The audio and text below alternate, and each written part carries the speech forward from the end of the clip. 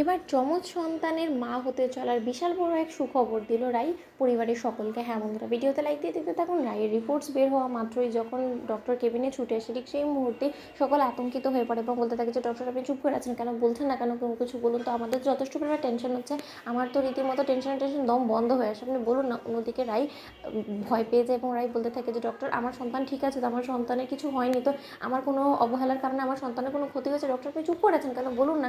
ঠিক সেই মুহূর্তে যখন ডক্টর বলে থাকে যে স্রোত এই কথাটাকে আমি বলবো না, তুমি বলবে, বরঞ্চ তুমি না হয় রিপোর্টটা পড়ে সকলকে বলে দাও এই সুখবরের কথাটা।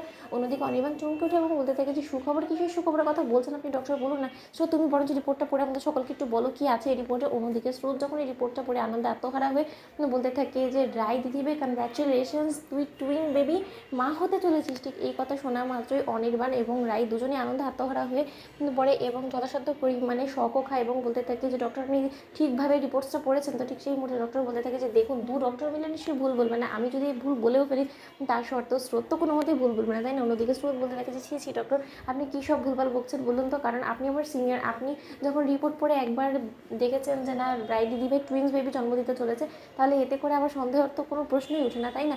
আর আমি তো আপনার জুনিয়র, আমার তো এখনও অনেক কিছু আপনার কাছ থেকে শেখা বাকি আছে। অন্যদিকে সার্থক বলতে থাকে অনির্বাণকে জড়িয়ে দিয়েছে কনগ্রাচুলেশনস অনির্বাণ দাদাভাই, তুমি দুটো যমজ সন্তানের বাবা হতে চলেছো। অন্যদিকে অনির্বাণ বলতে থাকে দেখেছো রাই, আমি তোমাকে বলেছিলাম না যে এখন ঈশ্বর আমাদের জন্য শুধু সুখ আর সুখ রেখেছে, আমাদের মধ্যে এখন আর কেউ ফাটল ধরাতে পারবে না, আমাদেরকে কেউ আর অসুখী করতে পারবে না, যত চেষ্টাই করুক না কেন। অন্যদিকে এই কথা বলা মাত্র রাইয়ের মা বলতে থাকে যে ঠাকুর তুমি অবশেষে মুখ তুলে তাকিয়েছো ঠাকুর, আমার মেয়ের ঝুলিতে এতটা খুশি দিয়েছো, এই খুশিতে যাতে ওর কোনো মতে নজর না লাগে ঠাকুর তুমি দেখো।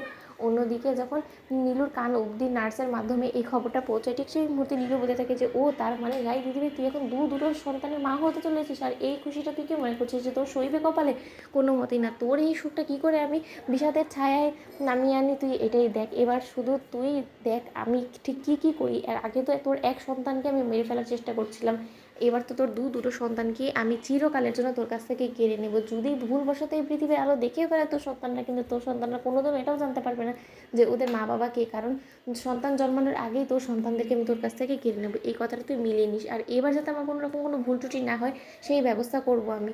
আর তোর এই ডেলিভারি আগ অবধি তোর সাথে সর্বক্ষণ ছায়ার মতন আমি লেগে থাকবো, আমি আমার শেষ অবধি দিয়ে হলেও তোকে এই সন্তানগুলোকে আমি এই পৃথিবীর আলো দেখতে দিব না এবং এই সন্তানদেরকে তোকে আমি জন্ম দিতে দিব না। এই কথাটা তুই মিলিয়ে নিস। এবার ছায়ার মতন তোর সঙ্গে সর্বক্ষণ থেকে আমি যে কোনো মূল্যে তোর সন্তানকে নষ্ট করবোই দিদিভাই, এই আমার প্রতিজ্ঞা রইলো তোর কাছে। আর যদি না করতে পারি তাহলে আমি নিজে আত্মহত্যা করে মরে যাব, এই পৃথিবী থেকে চলে যাব এই ব্যর্থতা নিয়ে। তো বন্ধুরা, ভিডিওটি ভালো লেগে থাকলে অবশ্যই লাইক শেয়ার করো, সাবস্ক্রাইব করতে ভুলো না।